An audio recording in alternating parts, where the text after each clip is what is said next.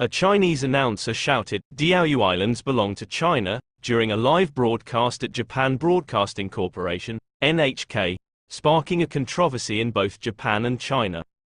On August 19, a Chinese announcer at an NHK-affiliated radio station went off script during a live broadcast, shouting in English, "Diaoyu Islands belong to China, remember the Nanjing massacre, and remember the comfort women." The announcer made the statements after he had read a news story about a Chinese man accused of defacing the Yasukuni Shrine in Tokyo. This action immediately caused a stir within NHK and attracted significant attention on social media. The Japanese government called the incident regrettable. Chief Cabinet Secretary Yoshimasa Hayashi urged NHK, quote, to be mindful of its social responsibility as a public broadcaster and prevent a recurrence. NHK promptly dismissed the announcer and stated that they were considering legal action and compensation claims. However, on August 26 the announcer published a post on Chinese social media platform Weibo, telling his followers that he had already fled Japan and had arrived by plane in China. On his account, he claims to have worked in Japan for 22 years. NHK's Public Relations Department issued a statement on their official website, emphasizing that this behavior severely violated the mission of public broadcasting and that measures will be taken to prevent similar incidents in the future. The announcer, who uses the name Shuyu Tree Talk on Weibo, garnered praise on Chinese social media, with some users calling him a hero. In a video published on Chinese short video platform Douyin, known outside of China as TikTok, pro-Beijing political commentator Lai Yuechan said that the Chinese people welcome the former NHK announcer. He said, quote, "The Japanese people don't dare to admit that the Diaoyu Islands belong to China, and he couldn't accept it." In the heavily censored Chinese internet, expressions of nationalistic sentiment are allowed to spread as long as they fit the government's ideology. The Diaoyu, Senkaku Islands dispute is a complex and long-standing territorial conflict between Japan, the People's Republic of China, PRC, and the Republic of China, ROC, Taiwan. The group of small uninhabited islands, called Diaoyu in the PRC and Senkaku in Japan, are located in the East China Sea. They are strategically significant due to their proximity to key shipping lanes, rich fishing grounds, and potential oil and gas reserves. Japan claims that it surveyed the islands in the late 19th century and found them to be uninhabited. In 1895, Japan formally incorporated the islands following the First Sino-Japanese War. After World War II, the islands were under U.S. administration until 1972, when they were returned to Japan. The Japanese government asserts that in the 1890s the islands were not claimed by any nation, and successive Chinese governments did not dispute Japan's claims until the 1970s. The PRC's position is that the islands have been part of China's territory since ancient times. Beijing cites as proof maps and documents from China's imperial dynasties, such as the book Voyage with a Tailwind, from 1403, and the records of the imperial title conferring envoys to Ryukyu. From the 1970s to 2010, both sides tried to avoid escalation and maintain the status quo.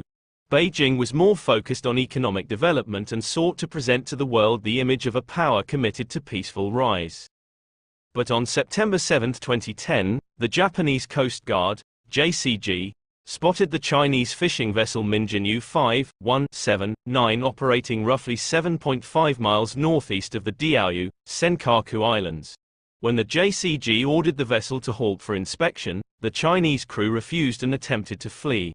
In the ensuing chase, Minjinyu collided with two JCG ships, causing damage to the Japanese vessels. The captain and 14 crew members were detained and taken to Ishigaki Prefecture.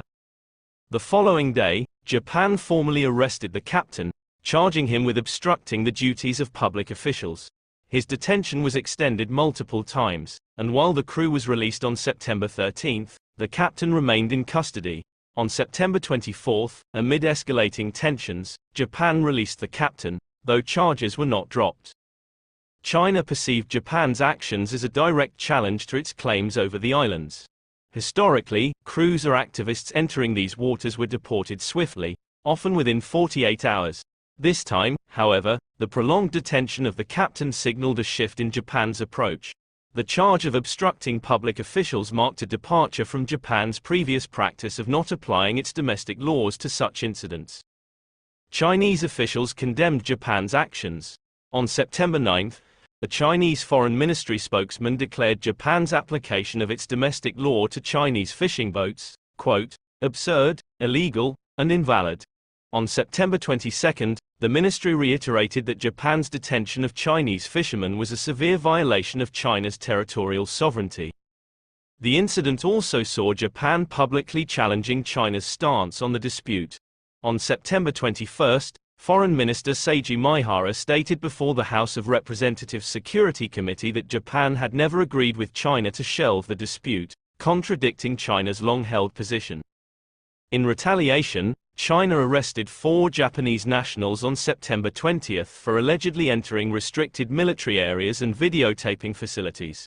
Following the incident, China increased its maritime presence around the islands, further escalating tensions. The situation intensified in April 2012 when Tokyo's nationalist governor, Shintaro Ishihara, announced plans to purchase the islands from their private owners. In a speech at the right-wing Heritage Foundation in Washington, D.C., Ishihara said, quote, Tokyo will protect the Senkaku Islands. Why would any country have a problem with that? Ishihara's declaration put pressure on the Japanese central government. On July 7, 2012, Prime Minister Yoshihiko Noda announced his administration's decision to purchase the islands, believing that this move would stabilize the situation. From a domestic political perspective, it would prevent the islands from falling under the control of Ishihara's, who could have continued to exploit the issue to his advantage. However, China opposed the purchase, viewing it as an attempt by the Japanese government to strengthen its sovereignty claims. The United States, too, tried to dissuade Japan from following through with the plan. Despite that, the Japanese government went ahead with the government's acquisition of the ownership of 3 Senkaku Islands in September 2012. Japan's foreign ministry states on its website, quote, the ownership transfer was aimed at maintaining and managing the Senkaku Islands peacefully and stably on a long-term basis, and that the transfer is nothing more than returning the ownership from a private citizen to the government, with which the ownership rested until 1932. In August 2012, a group of Hong Kong-based Chinese nationalists, including former Legislative Council member Sang Kin-shing, nicknamed the Bull, traveled to the Diaoyu, Senkaku Islands to assert China's sovereignty. The activists, affiliated with a Chinese nationalist organization called Action Committee for Defending the Diaoyu Islands, planned to demolish a Japanese lighthouse, sing the national anthem, and set up a television and radio to receive Chinese broadcasts. Japanese authorities apprehended the group for violating immigration laws and deported them back to China. The incident sparked widespread protests across China, with demonstrators attacking Japanese cars and businesses. As The Guardian reported at the time, quote, up to 2,000 people with Chinese flags and banners protested in the southern city of Shenzhen, overturning Japanese cars, attacking Japanese restaurants and burning images of Japanese flags. Qingdao, Taiyuan and Hangzhou also saw protests, while smaller ones took place in several more cities across China, from far northern Harbin to southwestern Chengdu. In Guangzhou and Shenyang, protesters gathered at the Japanese consulates. The Diaoyu, Senkaku dispute is playing out against the backdrop of the wider geopolitical conflict between China and the United States. In a 2021 article, China's government media outlet Global Times declared, quote, Japan is an important pillar for U.S. campaign against China in Asia and globally. By discussing the Diaoyu Islands twice in a handful of days, the U.S. is attempting to convince Japan that China is their common target. In the aftermath of World War II, the US and Japan signed the Mutual Security Treaty in 1951 alongside the Treaty of San Francisco. This 10-year, renewable agreement allowed US forces to remain on Japanese soil as the country regained its sovereignty. The treaty underwent a significant revision in 1960, granting the United States the right to establish military bases across the Japanese archipelago in return for a commitment to defend Japan in case of an attack. Article 5 of the Mutual Defense Treaty includes the Diaoyu, Senkaku Islands as territories under the administration of Japan.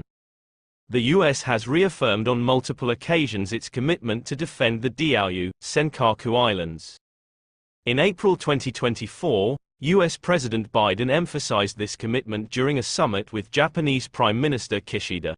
In a joint statement, they reiterated that both countries opposed, quote, any attempts by the People's Republic of China to unilaterally change the status quo by force or coercion in the East China Sea, including through actions that seek to undermine Japan's long-standing and peaceful administration of the Senkaku Islands.